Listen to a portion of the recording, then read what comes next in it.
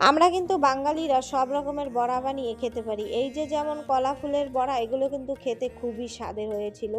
প্রথমে কলা ফুলগুলো কতক্ষণের জন্য লবণ জলে ভিজিয়ে রেখে দেবো যেন কষগুলো বেরিয়ে যায়। তারপর একটা মিক্সি জার নিয়ে নেব। এতে ওই কলা ফুলগুলো দিয়ে ভালো করে পিষে নিয়ে নেব এরকমভাবে।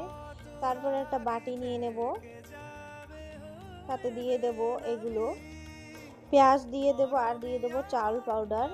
এগুলো দিয়ে কিন্তু মশলা দিয়ে দেবো এক এক করে, লবণ দিয়ে দেবো, হলদি পাউডার দিয়ে দেবো, লঙ্কা পাউডার অল্প, আর জিরা পাউডার তো আছেই। এগুলো কিন্তু ভালো করে মেখে নেব। তারপরে একটা নিয়ে নেব প্যান, এতে দিয়ে দেবো তেল, আর এরকমভাবে কিন্তু বড়ার শেপে এগুলো ভাজার জন্য দিয়ে দেবো। কতক্ষণের জন্য এক পাশ ভাজা হয়ে গেছে, তারপরে আমি কিন্তু এগুলোকে পাল্টি করে দেব এইভাবে। দেখতে কিন্তু খুবই ভালো লাগছে, খেতেও কিন্তু খুবই স্বাদের হয়েছে, তোমরা কিন্তু ট্রাই করবে।